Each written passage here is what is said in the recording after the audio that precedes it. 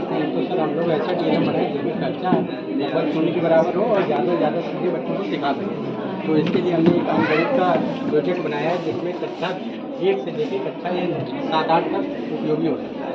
इससे हम लोग बच्चों को जोड़ घटाना गुणा भाग के साथ साथ बच्चों को संख्या का वर्ग निकालना, गुण निकालना, खंड निकालना भी बच्चों को बता सकते हैं। तो इसके लिए हम लोग सिंपल से चालू करते हैं। अगर छोटा बच्चा है तो पहले काउंटिंग से स्टार्ट करते हैं, तो एक मिलकर 2 हो गया, इस टाइप से काउंटिंग बताते हैं। उसके बाद जोड़ बच्चों को 3 है, 3 में 2 जोड़ा 5 हो गया, इस टाइप से जोड़ बताते हैं।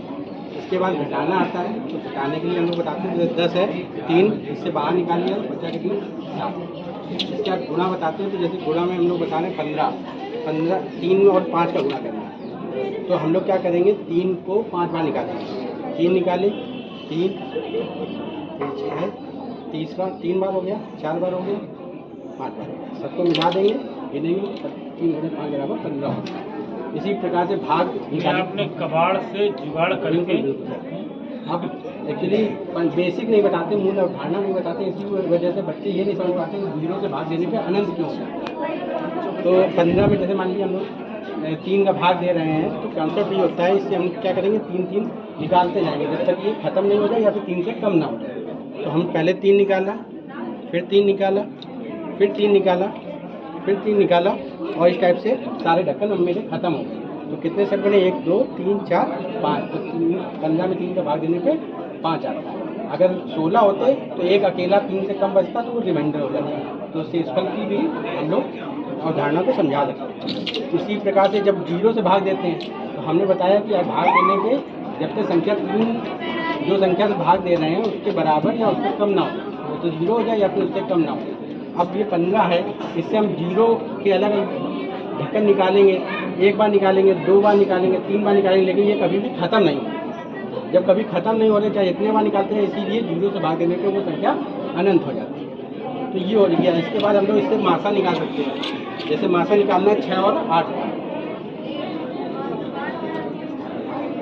एक तरफ हम 6 दे लिए, एक तरफ 8 दे लिए। अब इनका मासा निकालेंगे। मासा निकालने के लिए हम दोनों तरफ बराबर करेंगे। बराबर करने में क्या करो, यहाँ पे बड़ा होगा उससे छोटे वाले से जितने अक्षर यहाँ पे होंगे वो निकाल देंगे। तो यहाँ पे 6 यहाँ पे 8 है, ये बड़ा है, इससे हम लोग क्या करेंगे, पहले 6 निकालेंगे।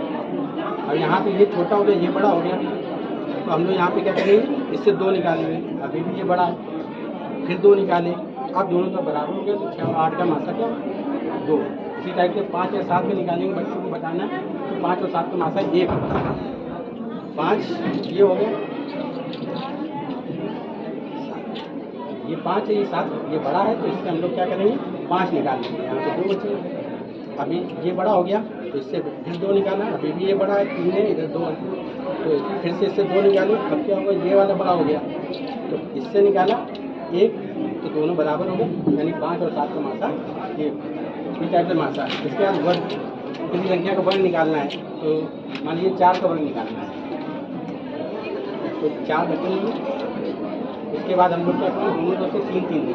4 से छोटी संख्या 3 होती है, ये 3 लिया, ये 3 लिया। 3 से छोटी संख्या होती है 2, इधर से 2 लिए, इधर से 2 लिए। उससे छोटी संख्या होती है 1 इधर से लिया, उनको काउंट कर लेंगे, 1 2 3 4 5 6 7 8 9 10 11 12 13 14 15 16। 4 का वर्ग 16। अब इसी से वर्गमूल निकालना है। विषम संख्याओं के हिसाब से इसको निकालते आएंगे। 1 के बाद आती है 3 निकाला, 3 के बाद आती है 5 निकाला, और फिर 7। तो देखा कितने सेट बने, 1 2 3 4, यानी 16 का वर्गमूल हो गया। इसी टाइप से जैसे मान लीजिए तो इनका घन निकालना है, तो